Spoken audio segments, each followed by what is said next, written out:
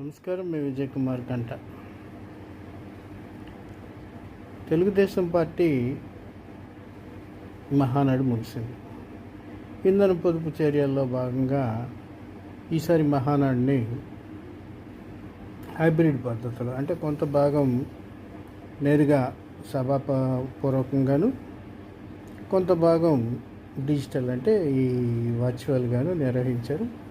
దీనికోసం 1875 క్లస్టర్స్ ఏర్పాటు చేశారు. రాష్ట్రం అంతా కూడా ఇక్కడ తెలుగుదేశం పార్టీ ప్రధాన కార్యాలయాల్లో జరిగినటువంటి మహాసభ కార్యక్రమాలు, మహానాడుకు సంబంధించినవి వీక్షించారు.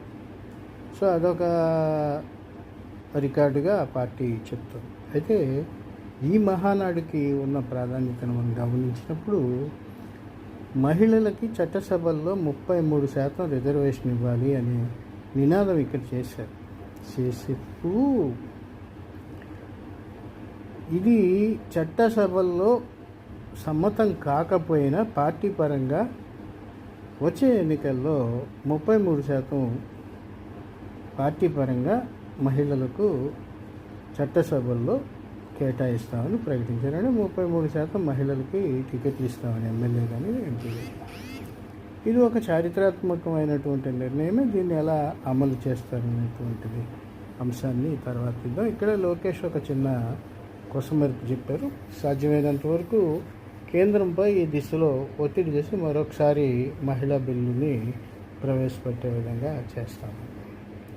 ఇదే సందర్భంలో ఇంకొక విషయం ఏంటంటే, మహాసభలో ఒక రాజకీయ తీర్మానం చేశారు. రాజకీయ తీర్మానంలో ప్రభుత్వం చేపట్టినటువంటి సంక్షేమ కార్యక్రమాలన్నిటినీ అమలు చేస్తూ ప్రత్యర్థి రాజకీయ పార్టీ యొక్క మనుగడ లేకుండా చేస్తామనే దిశలో ప్రతిజ్ఞ చేశారు. అంటే నేరుగా కాకపోయినా. అట్లాగే 2047 నాటికి